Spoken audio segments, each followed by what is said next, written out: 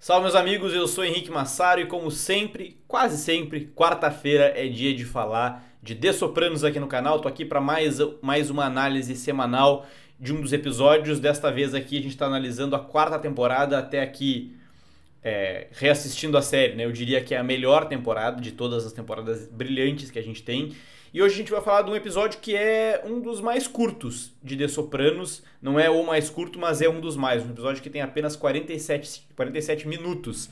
Eu tô falando de Calling All Cars, o 11º episódio da quarta temporada. Dirigido pelo Tim Van Patten e roteirizado por Dave Chase, Robin Green, Mitchell Burgess e Terrence Winter. A gente tá vendo esses 4 roteiristas aí, né, entre eles o criador da série, juntos roteirizando o episódio. O episódio que tem mais um capítulo interessantíssimo no território onírico de The Sopranos, ou seja, o território dos sonhos. Esse episódio conta com 2 sonhos do Tony Soprano, um no início e um no fim do episódio. Vamos começar falando, sem mais delongas aqui, sobre sobre o sonho inicial, o sonho do início do episódio. A gente vê, ele é um sonho bem estranho, tá? O Tony andando de carro, a Carmela dirigindo, e ele vê o Ralph e a Glória no carro com ele. Tem uma lagarta na cabeça do Ralph e que logo depois se transforma em uma borboleta. E a Glória, por sua vez, em seguida se transforma na Svetlana, né? Na prima da Irina, com quem o Tony teve um caso e quem indica que está rejeitando ele. O Tony acorda e ele na terapia ele insiste muito com a Melfi para saber do que se trata o sonho. Ele quer que ela diga ipsis literis o que exatamente ele sonhou. E ela se nega, ela quer que eles interpretem juntos e tal, e o Tony se irrita com isso, inclusive lembrando muito o próprio AJ, né, naquele episódio Prochai Livuska, o episódio da morte da Lívia Soprano, em que ele tá lendo um poema do Robert Frost e ele pede pra Meadow ajudar ele e ela fica querendo fazer ele conseguir chegar no resultado. E ele, porra, me fala logo o que é. O Tony tá mais ou menos assim com a doutora Melfi. A Melfi, ela, por sua vez, ela quer dizer pra ele, ela diz pra ele, na verdade, que talvez mais do que tentar entender por que a amante dele uma das amantes dele estava no carro, por que um dos seus ex-colegas estava no carro, por que será que a Carmela estava dirigindo esse carro, né? E aí ela supõe que seja uma questão dele ter que acertar suas contas com a sua esposa e tal. Entra numa discussão um pouco sobre o pai dele nunca deixaria a mulher dirigir o carro. Aí tem talvez um sinal do que ele interprete como uma fraqueza. Enfim, são muitas interpretações e, de novo, assim, sonhos são muito difíceis de ser interpretados. Um sonho na ficção talvez seja mais ainda quando o roteirista, enfim, o criador é bom. E o Dave Chase sempre faz questão de dizer que os sonhos de não dizer o que os sonhos significam, de dizer que talvez não significam nada. Ou seja, não é que eles não signifiquem nada, eles estão abertos à nossa interpretação enquanto público. E eu vou dizer para vocês o que eu... Isso é uma coisa muito minha, como eu interpreto mais ou menos esse sonho. Ele se trata para mim de uma questão em que envolve fraquezas e transformações, e leveza, enfim. O Ralph é um cara de quem ele queria se livrar, ele era uma lagarta ali. E ele se transforma numa borboleta, e a lagarta se transforma numa borboleta logo depois. Eu fico pensando, e de novo, isso é muito pessoal, fico refletindo sobre isso, assim. A lagarta, o Tony queria muito se livrar do Ralph, ele finalmente conseguiu e tal. Saiu, isso simboliza uma espécie de leveza na vida dele, né? Uma borboleta, que é um símbolo desse aspecto que eu tô falando, de ser algo mais leve e tal. Galera, muito pessoal essa visão mesmo, tá? Uma coisa semelhante a gente pode falar sobre a transformação da Glória em Svetlana. A Glória era uma mulher que tinha muitas fragilidades. E a Svetlana é uma mulher que se mostrou extremamente forte, principalmente pro Tony no último episódio. Eu até comentei que pra ele ela é o Gary Cooper, the Strong Silent Type. Então, é essa mulher mais forte, uma que ele rejeitou, né, que ele não quis mais e tal, que acabou se matando, e agora uma mulher que passou por várias dificuldades e que ele vê como um símbolo de força e tal. Então eu acho que caminha muito por esse lado, assim. E como essa mulher, mais pra frente a gente vai entrar nisso, a Svetlana, faz o Tony se enxergar como um cara mais fraco. A gente vai entrar um pouco mais nisso, mas o fato dele ver a Glória se transformando nela, a mulher dele tá dirigindo o carro nesse sonho, eu acho que tem um pouco de tudo isso que eu acabei de comentar. É uma visão que eu tenho sobre vendo e revendo essa cena, tá? Mais tarde nesse episódio, por sinal, a Svetlana vai não só evitar ele, e aí eu entro no que eu ia dizer, como ela vai esnobar ele, vai tipo assim, ela vai agradecer pelo broche que ele mandou, uma coisa que ele sempre manda, uma joia para as mulheres com quem ele se relaciona, mas ela imediatamente corta qualquer possibilidade deles voltarem a se ver romanticamente. Ela deixa muito claro que isso não vai acontecer e desliga o telefone e é curta e grossa. E aí, uma interpretação possível é que isso, essa mulher, por quem ele tem uma admiração, por ela ser uma pessoa que é the strong silent type, que não fica falando dos seus problemas, uma mulher a ser admirada por conta disso, ela largou ele. Ele é muito provável que ele interprete isso como um sinal de fraqueza, como um sinal de fragilidade dele. E eu acho que não é por acaso que logo depois na montagem a gente veja ele na terapia. E não só ele na terapia, ele conversando, falando sobre isso com a Melfi, mas ele cortando relações com a Melfi.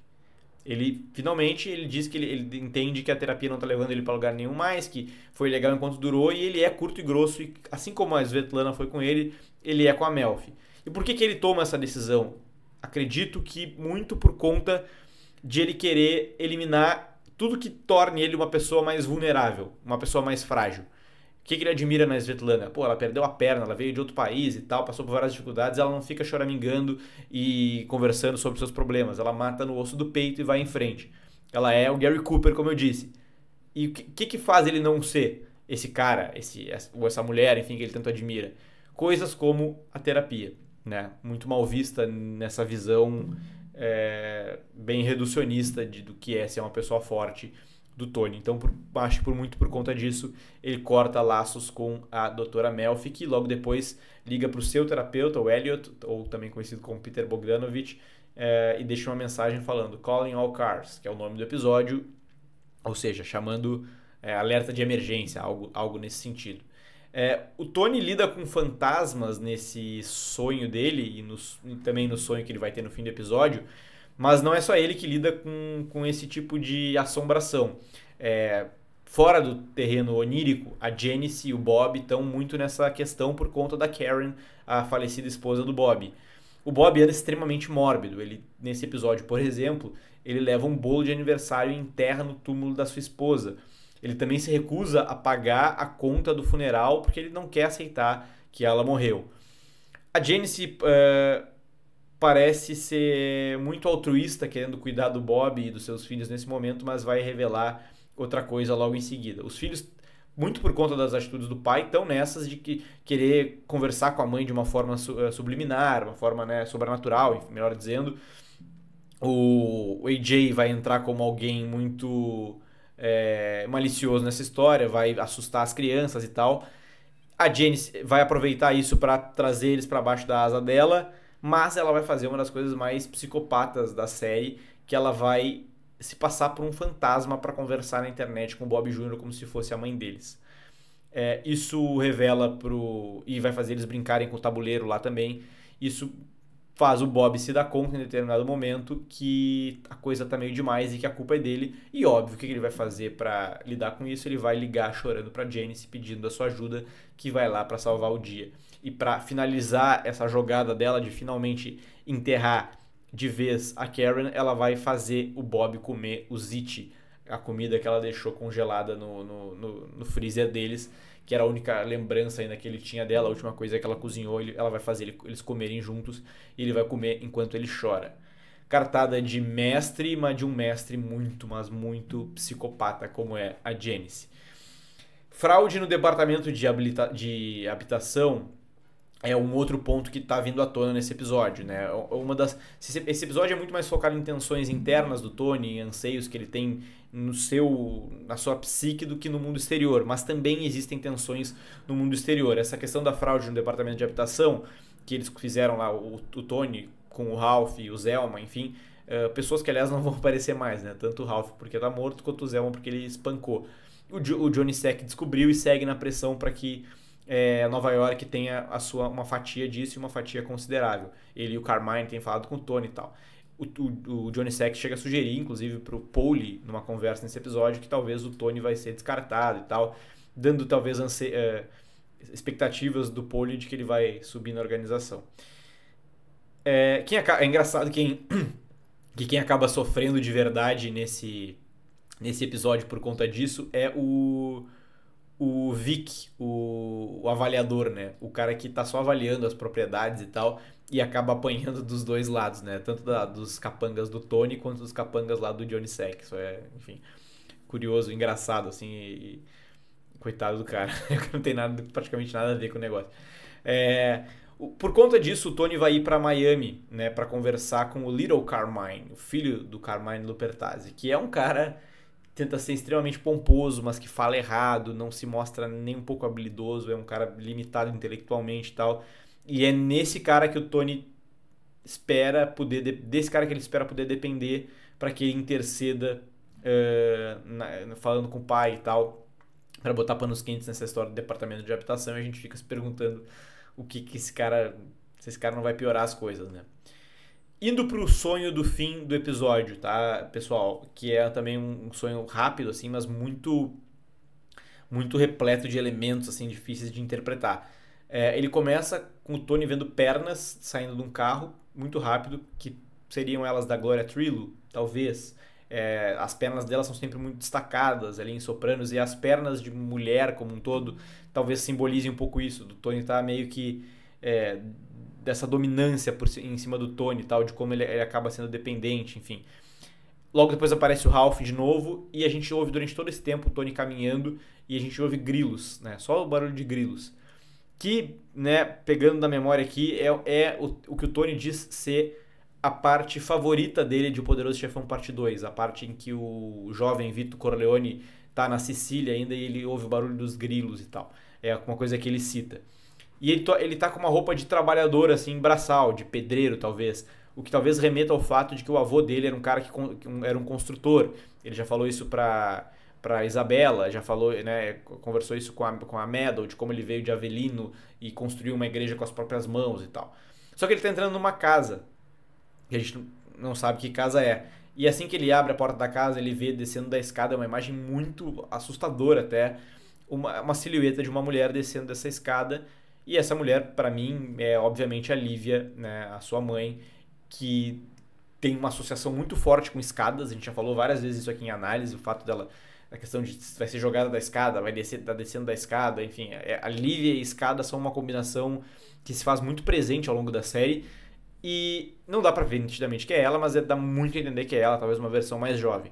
E é meio que como se ela estivesse voltando a assombrar o Tony Soprano. Todas as questões dele, traumas, e todas não, mas uma boa parte, a maioria de traumas e tal, questões que ele tem hoje que ele leva pra terapia, todas estão muito intimamente ligadas à criação dele, à forma como a mãe dele pensava e agia.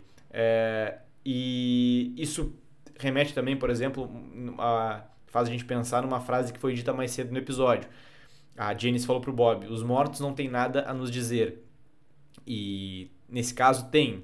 A mãe dele já tá morta e tal, mas volta para assombrar ele. E talvez o que ela tá dizendo aqui, não para ele, mas o que a gente pode interpretar, o que a série tá nos dizendo é que agora o Tony não tem mais sequer o escape de conversar com a Melfi sobre isso. Ele não tem mais o suporte da terapia para tentar entender os seus sonhos e para tentar se livrar, ou se livrar não, mas ressignificar, lidar melhor com esses seus traumas que estão muito ligados à sua mãe. E a gente vê ele acordando totalmente perdido num quarto de hotel em Miami. Aliás, esse hotel é o mesmo hotel, um hotel bem conhecido de filmes, é o mesmo hotel de Scarface, filme sobre o qual a gente falou no último Cineclube, exclusivo para membros do Sit Down. Dê uma olhada no link aqui da descrição para saber mais.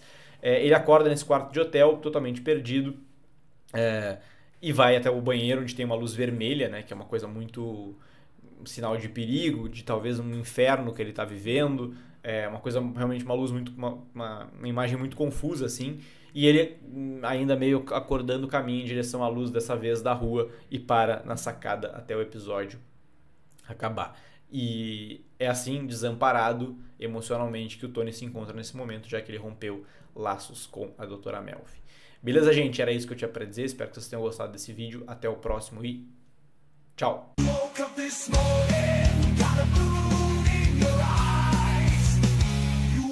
This morning